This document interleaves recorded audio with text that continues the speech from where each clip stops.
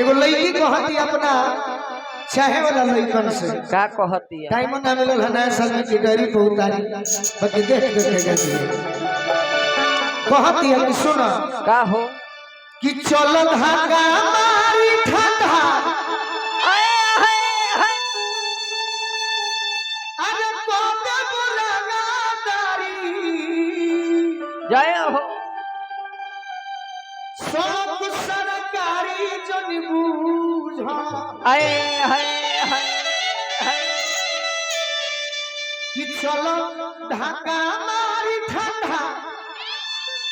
अरे कोते बुलाना तारी बाबा सब सरकारी जन बूझा तो वही अरे वही पिया दे हकुआरी सब सरकारी जन बूझा अब ही दिया दे हकुआर सड़क सरकारी जन बूझा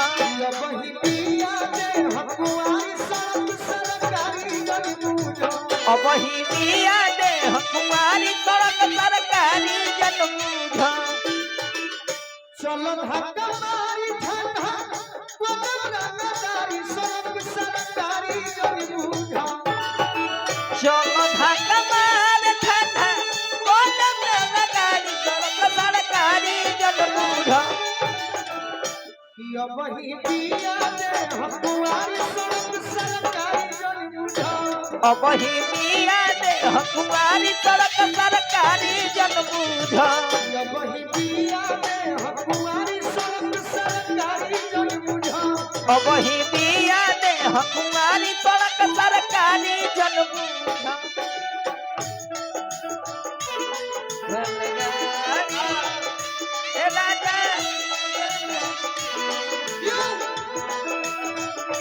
खेला चाहे खेला मन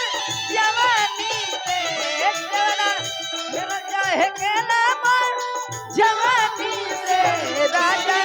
गाड़ी धोके आजा राजधानी से एक बजा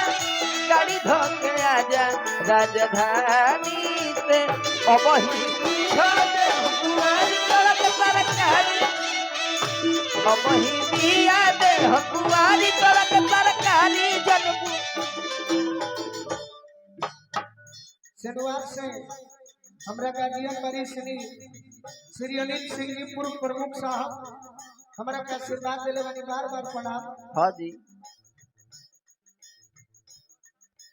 लड़की कहल है मैडम जी का हो लड़की बन के कहल तब न बुझाई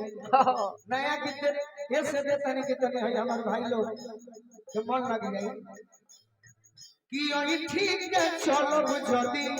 करी बड़ियारी कोनी बड़ियारी जोनी कोनी बड़िया दारू के भट्टी हमार अखिया का जलारी अखिया का जरानी हो अखिया का जरा